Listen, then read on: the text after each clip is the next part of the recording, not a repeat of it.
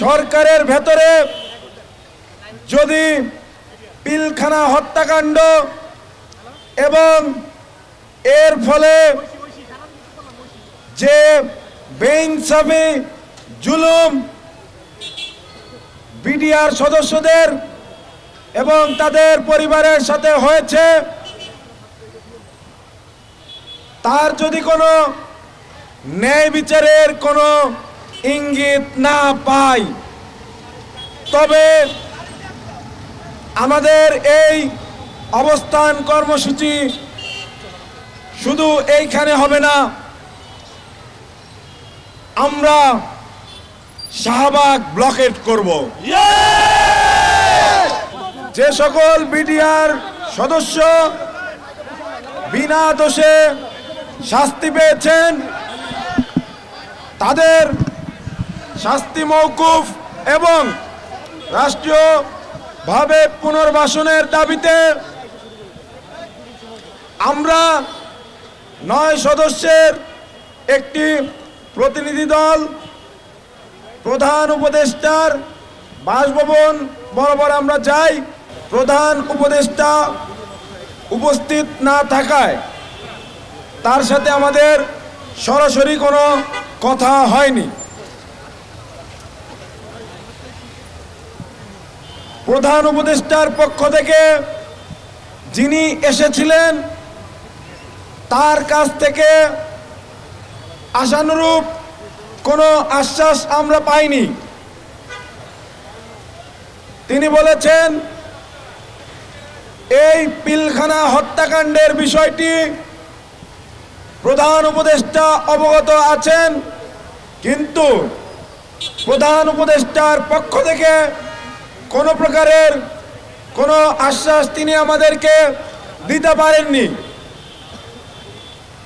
ইতপূর্বে আমরা দেখেছি আইন উপদেষ্টা এবং স্বরাষ্ট্র উপদেষ্টা দুইজন এই কমিশন গঠন নিয়ে 2 রকমের বক্তব্য দিচ্ছেন।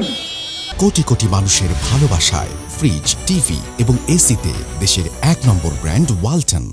আমরা বলতে চাই সরকারের ভেতরে যদি পিলখানা হত্যাকাণ্ড এবং এর ফলে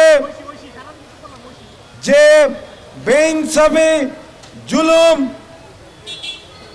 বিডিআর সদস্যদের এবং তাদের পরিবারের সাথে হয়েছে, তার যদি কোনো কার্যকরী পদক্ষেপ আমরা না দেখতে পাই, তাহলে আমরা এর চেয়ে অনেক বেশি কঠিন কর্মসূচি দেব এবং সেটি হয়তো কালকে। আজকে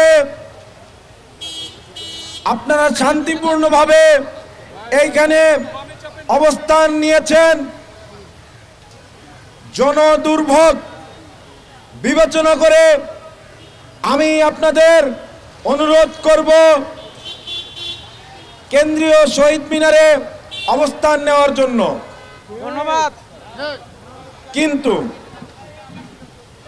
কালকে আপনারা জানেন কোর্টে শুনানি আছে।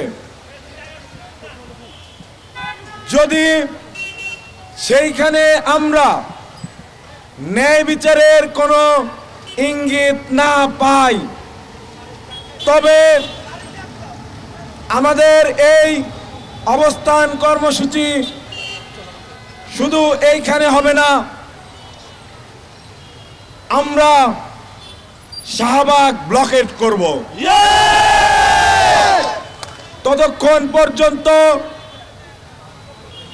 বিডিআর ক্ষতিগ্রস্ত বিডিআর পরিবারের যে সকল সদস্য আছেন তাদেরকে আমি অনুরোধ করব, দয়া করে কেন্দ্রীয় শহীদ মিনারে গিয়ে আপনারা অবস্থান গ্রহণ করুন, যেহেতু আমাদের সাথে মা বোনেরা আছেন।